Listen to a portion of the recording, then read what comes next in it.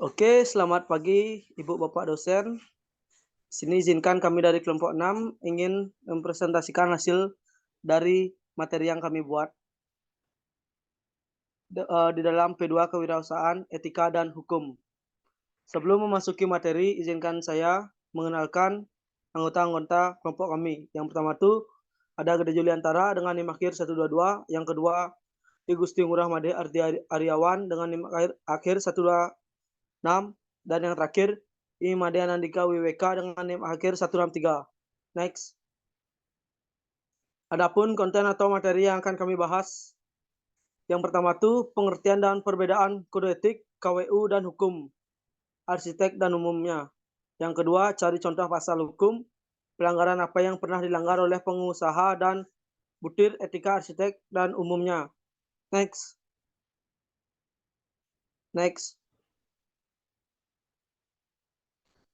Etika dan hukum di dalam bidang arsitek.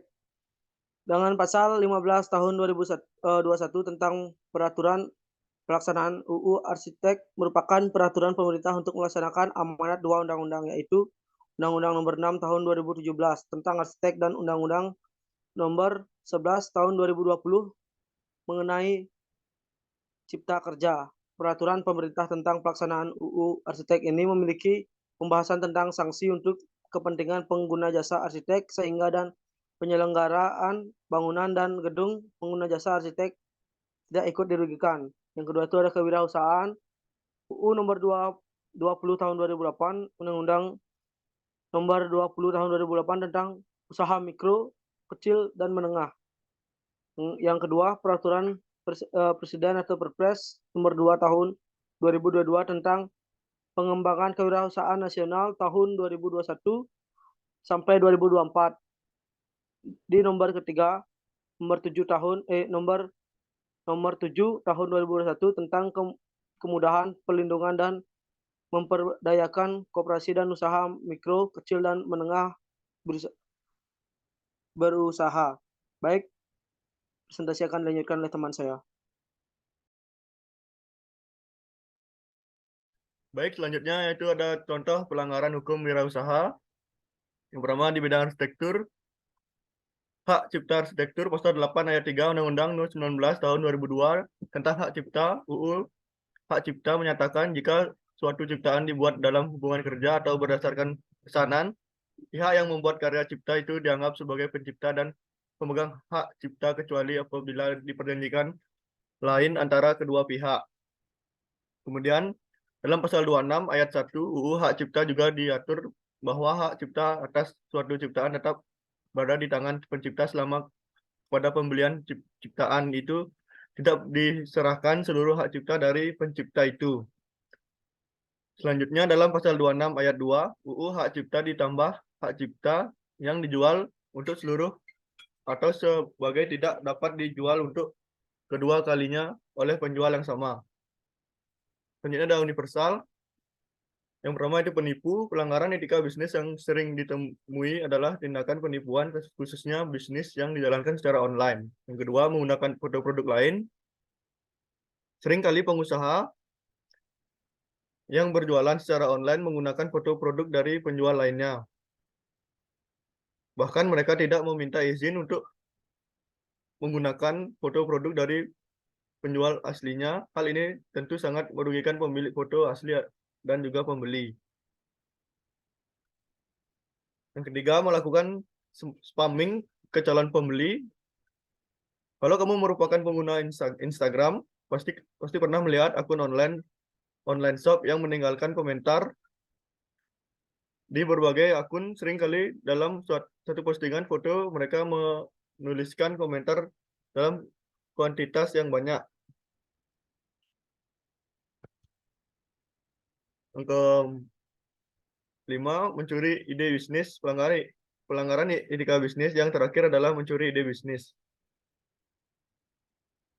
Selanjutnya ada hukum. Yang pertama ada hukum dalam kewirausahaan. Hukum yang berkaitan dengan berwirausahaan itu memiliki dua sisi.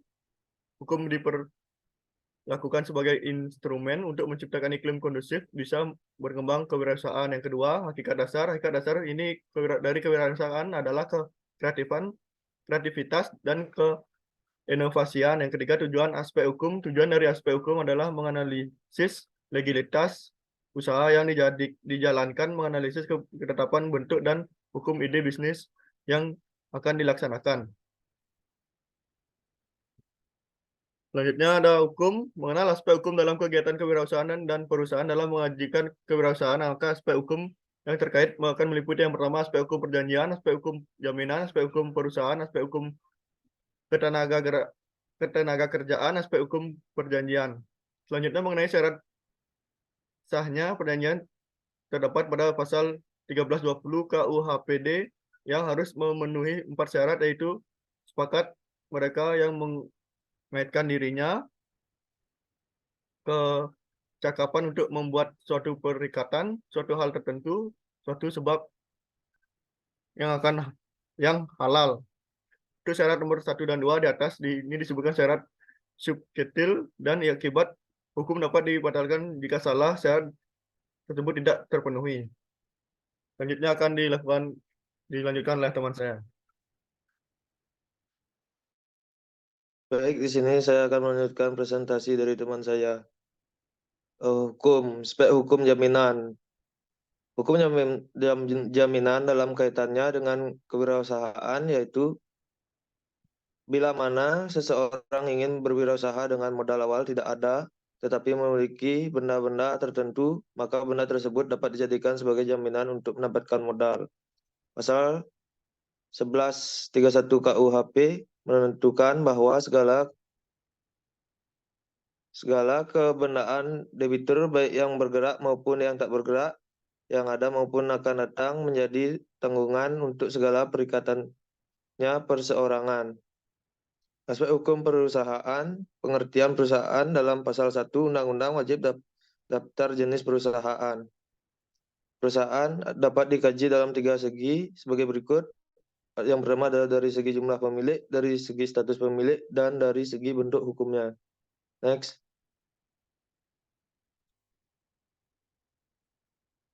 Aspek hukum ketenaga kerjaan. Kajian kewirausahaan tidak terlepas pula dari aspek hukum ketenaga kerjaan. Tenaga kerja dalam menyalurkan aspirasinya dapat membentuk serikat pekerja sebagai wakil dalam pembuatan kesepakatan kerja bersama atau KKB. Dalam hal terjadi perselisihan antara tenaga kerja dengan pengusaha bersangkutan, maka sengketa tersebut diselesaikan secara damai melalui perundingan dengan pihak pengusaha. Adapun prosedurnya yaitu pihak yang dirugikan menyurat ke Disnaker setempat untuk mengadakan penelitian atas kasus tersebut. Next.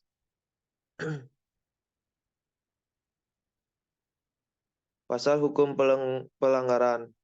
Pelanggaran PT Sumalindo Lestari Jaya dan kritik terhadap pasal 138 sampai 141 UU PT oleh Agus Rianto dan Miranda Carolina. Next. Pasal hukum pelanggaran.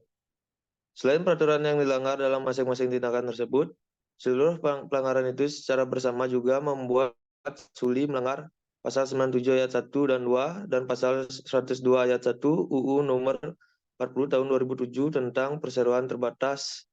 Pasal 97 ayat 1 dan 2 mengatur bahwa direksi bertanggung jawab mengurus perseroan dengan itikat baik dan penuh tanggung jawab.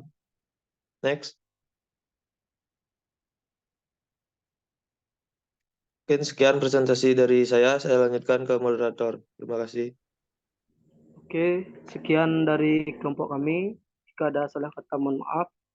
Dan saya akhiri dengan akhir kata, terima kasih.